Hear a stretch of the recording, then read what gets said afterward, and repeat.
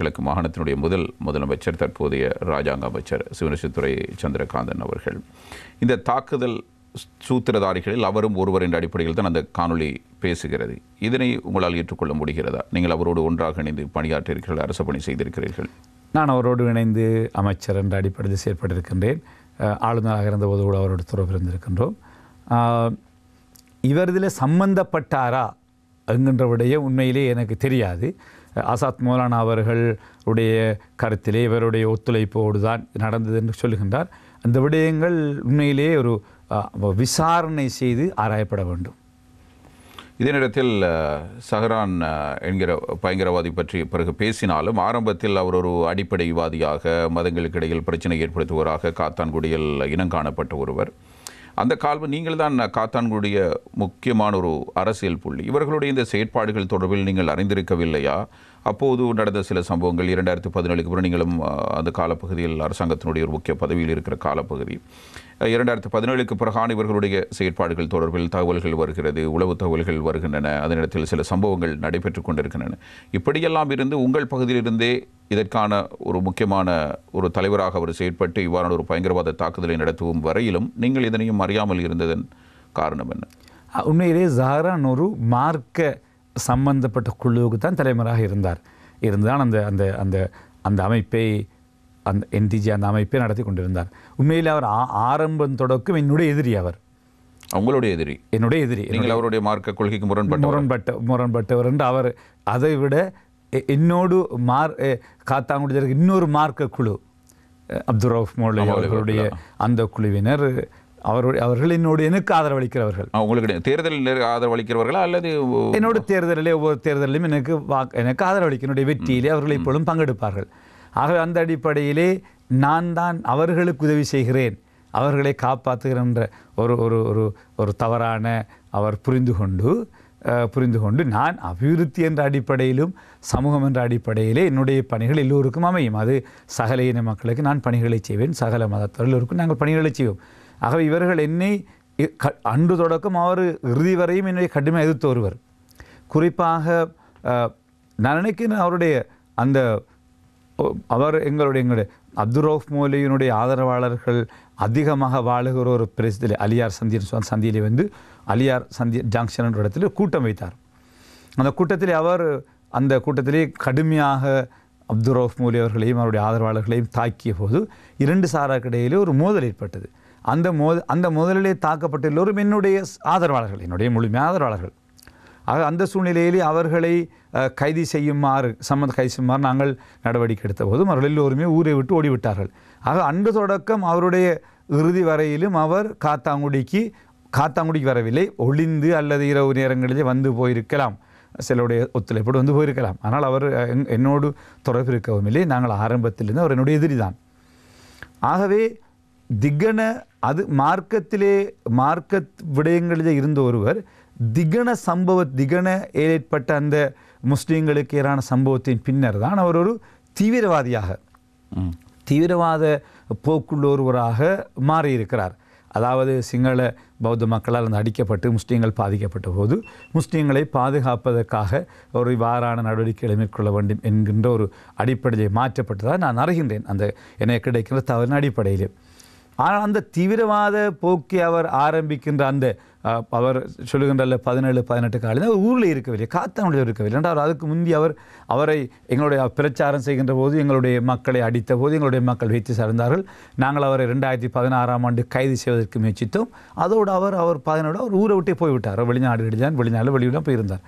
ஆகவே அவரை கைது செய்வதற்கான வாரண்ட், கைது செய்வதற்கான எல்லாமே இருந்தது. எனவே இவர் ஒரு தீவிரவாதி என்பதல்ல, ஒரு மார்க்க ரீதியாக எங்களுக்கு எதிரானவர் என்ற அடிப்படையில் நாங்கள் அவரை கைது செய்வதற்காக நடவடிக்கைகளை மேற்கொண்டோம். இவர் மேற்கொண்ட இந்த ஆபத்தை நீங்கள் அப்போது இருக்கவில்லை. நான் அவர் குண்டு வெடித்ததன் பின்னரோடு நான் கொஞ்சம் கூட யோசிக்கவில்லை, சொல்லியும் நான் நம்பவில்லை இந்த விடயத்தை. அதற்கு முன்பு குண்டு வெடிப்புக்கு சில தினங்களுக்கு முன்பு ஒரு குண்டு வெடித்ததில் ஒரு மோட்டார் குண்டு ஒன்று அதை பற்றி நீங்கள் அறிந்திருக்கவில்லை? அதையும் நான் அறிந்தேன். இப்படி இன்று ஒரு குண்டுவெடி சத்தம் உண்டு கேட்டது என்று நான் ஜனாதிபதி ஆணைக்குழுவும் சொன்ன விஷயம், அது பாராளுமன்றத்திற்குள்ளும் சொன்ன விஷயம். நான் அப்போது ஆளுநராக இருக்கிறேன். ஆகவே என்னுடைய பாதுகாப்படை சொன்னார்கள், இப்படி பாலமுனை அந்த பகுதியிலே ஒரு வளையிலே ஒரு குண்டு வெடித்திருக்கிறது. ஆகவே சொன்னார்கள். நான் உடனடியாக காத்தாங்குடி போலீஸ் நிலையத்துக்கு தொடர்பு கொண்டு என்ன பிரச்சனை, அது ஏதோ ஒரு சின்ன குண்டுவெடிப்பு நடந்திருக்கிறது, அது தொடர்பாக விசேட பிரிவினர் இராணுவம் விசேட பிரிவு அதை பற்றி இப்பொழுது ஆராய்வு செய்து கொண்டிருக்கிறார்னு சொன்னார்கள். அது ஏனென்றால் அது அந்த அப்படி பெருசாக பெரிய ஒரு விஷயமா அந்த சொல்லப்படவும் இல்லை, அது பேசப்படவும் இல்லை. அங்கே அப்படியானால் ஏதோ மறைக்க முற்பட்டிருக்கிறார்கள். மறைக்க முற்பட்டதா அல்லது உண்மையிலேயே அது ஒரு சிறிய ஒரு டெஸ்டிங்கானு தெரியாது. சில சின்ன டெஸ்டிங்காக தெரிந்திருக்கலாம், நமக்கு தெரியாது. ஒரு சின்ன ஒரு டெஸ்டிங்காக கூட இருந்திருக்கலாம். அது எனக்கு இருந்த ஒரு சந்தேகம், இந்த தாக்குதல் நடந்ததற்கு பிறகுதானே ஜனாதிபதி தேர்தல் வந்தது. ஆமாம், அதாவது இவர்களுக்கு நிச்சயமாக ஒன்று கிழக்கு மாகாணத்திலே அல்லது மட்டக்களப்பு மாவட்டத்தில் இருக்கிற யாதேனும் ஒரு அரசியல் புள்ளி ஒரு தாக்குதல் நடத்துவதற்காக இவர்களை காப்பாற்றுவதிலோ அல்லது இவர்களை வேறு இடத்துக்கு நகர்த்துவதிலோ ஏதேனும் ஒரு வகையில் உதவி செய்திருக்க வேண்டும் என்கிற ஒரு எண்ணம் ஒன்று என்னிடம் இருந்தது. இதனை நான் சிலரிடமும் பகிர்ந்து கொண்டிருந்தேன். அதில் ஒரு கூறாக கூட இப்பொழுது பிள்ளையானவர்களுடைய பேர் கூறப்படுவது கூட இருக்கலாம், எனக்கு தெரியவில்லை. இதே கேள்வியை நான் உங்களிடமும் அப்போது ஒரு சந்தேக கேள்வியாக முன்வைத்திருந்தேன், ஞாபகம் இருக்கும் என்று நினைக்கும் ஜனாதிபதி தேர்தலின் பொழுது. சரி, இந்த சம்பவங்கள் இவ்வாறு இருக்க 2019 இந்த பயங்கரவாத தாக்குதலுக்கு பிறகு காத்தான்குடி இன்னும் மீளவில்லை என்பது போல தான் தெரிகிறது. மீண்டு விட்டதா? இப்பொழுது மீண்டு விட்டது. ஆரம்பத்தில் அந்த நிறைய பிரச்சனைகள் இருந்தது. இப்பொழுது ஓரளவு அந்த பிரச்சனைகள் மக்கள் அதிலிருந்து மீண்டு வியாபாரம் நடவடிக்கைகள் என்று எல்லா செயற்பாடுகளிலுமே பழையபடி மீண்டு விட்டார்கள். இப்போது ராஜாங்க அமைச்சர் சந்திரகாந்தன் அவர்கள் மீண்டும் ஐஎஸ் பயங்கரவாதம் காத்தான்குடியில் இருக்கிறது என்ற கருத்துக்களை முன்வைத்திருக்கிறார்கள். பள்ளிவாசல் சம்மேளனம் அதனை மறுத்திருக்கிறது. அதே நேரத்தில் முஸ்லிம் சமூகத்தில் இருக்கிற அடிப்படைவாத நடவடிக்கைகள் என்ன என்பதை பற்றி இந்த நிகழ்ச்சியில் வந்து அவர் பட்டியலிட்டு கொண்டு போகிறார். என்ன நடக்கிறது?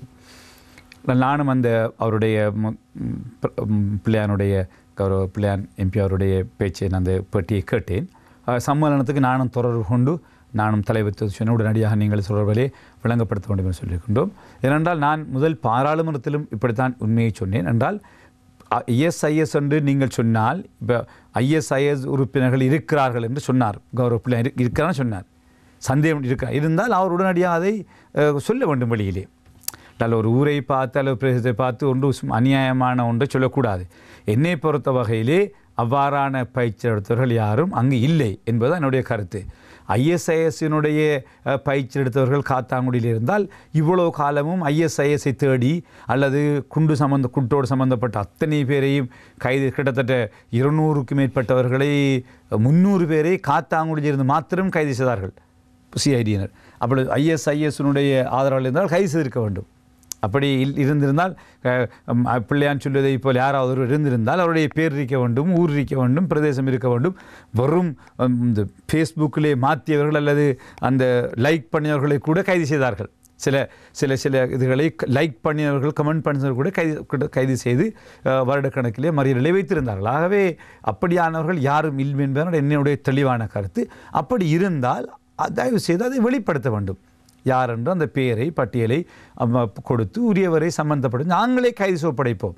அதை நீங்கள் சம்மேளனத்தில் ஒப்படைத்தால் சம்மேளனம் பள்ளிவாசல்களில் நாங்கள் அவர்களை கைது செய்து அரசு ஒப்படைக்க ஆயத்தமாக இருக்கிறோம். ஏன் இதற்காக அவருக்கு ஒரு அழுத்தம் கொடுக்கக்கூடாது?